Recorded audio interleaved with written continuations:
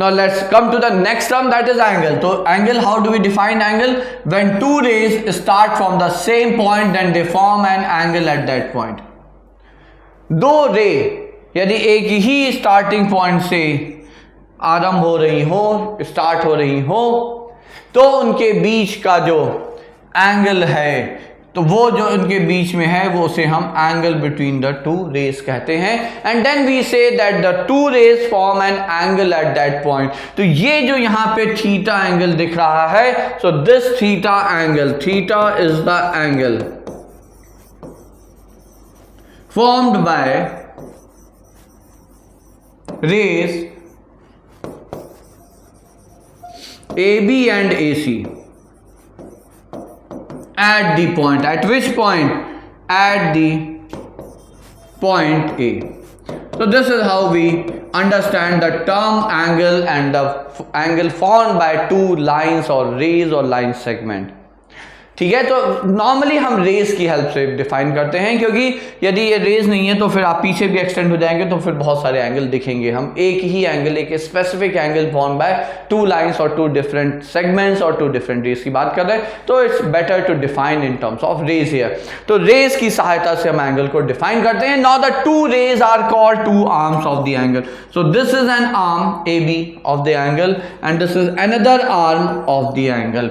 ठीक है, so rays form angle are called, rays forming the angle are called arms of the angle. So here they should be forming the angle are called the arms of the angle बच्चों.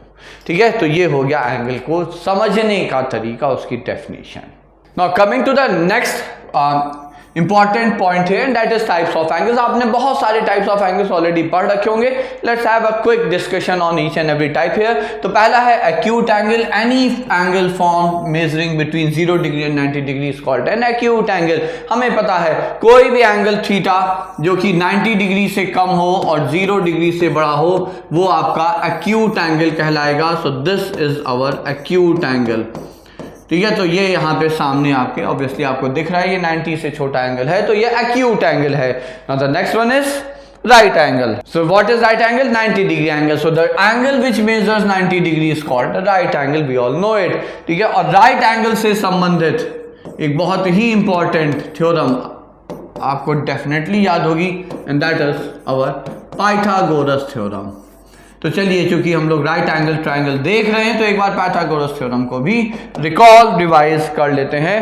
तो क्या होता है Pythagoras theorem? It says sum of the square of two sides forming the right angle is equal to the square of the hypotenuse here.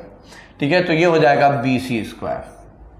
तो sum of square, तो BC square is equal to AC square. So that's your Pythagoras theorem. और Pythagoras theorem के साथ साथ Pythagorean triplet भी जानने चाहिए. तो जैसे 3, 4, 5. So this is a Pythagorean triplet. Why?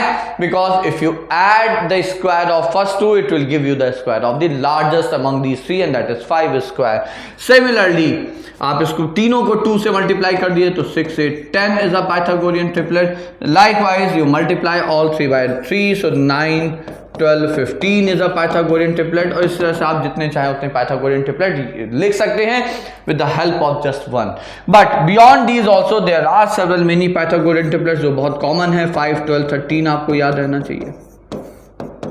24, 7, 25 याद रहना चाहिए. So these are few Pythagorean triplets which you all must remember.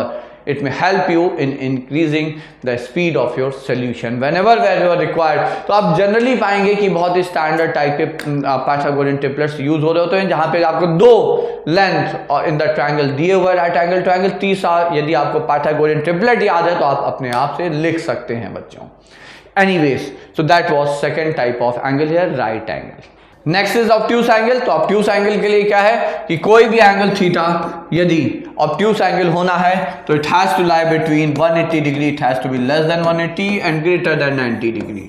So the angle lie between 90 degree and 180 degree is called an obtuse angle. Simple, we all know it. Straight angle और straight line. तो straight line नहीं से straight angle कहना चाहिए. Any angle measuring 180 degree is called, so it's called, so this should be is called a straight angle. ठीक है, तो ये है यहां पे. तो देखिए about this point A, AC and AB are inclined with each other at an angle of 180 degree, तो ये आपका स्ट्रेट एंगल है। और यदि आपको किसी भी कर्व को स्ट्रेट लाइन सिद्ध करना है तो this is what you do, उस रैंडमली उस कर्व पे एक पॉइंट उठाइए और यदि आप उस पॉइंट पे ये प्रूव कर सकते हैं कि एंगल फॉर्म इज 180 डिग्री, तो वो पक्का स्ट्रेट लाइन है और कुछ नहीं हो सकता, ये आप याद रखिएगा। Hence the term straight angle from the straight line. ठीक है, तो जब भी आपको किसी कर्व को you have to prove it is a straight line, you should know that you have to prove that the angle subtended at any point on the curve has to be 180 degree. So that's our straight angle. So now let's move to the next one. Next is reflex angle. अब reflex angle क्या है, तो देखिए ये यदि आपका यहाँ पे reflex angle है तो कोई भी एंगल reflex angle तभी कहलाता है जब उसका मेजरमेंट 180 डिग्री स्ट्रेट एंगल से बड़ा हो और कंप्लीट एंगल 360 डिग्री से छोटा हो। So any such angle that lie between 180 and 360 degree is called our reflex angle. Fine. So now let's at the end look at complete angle, which is 360 degree, of course.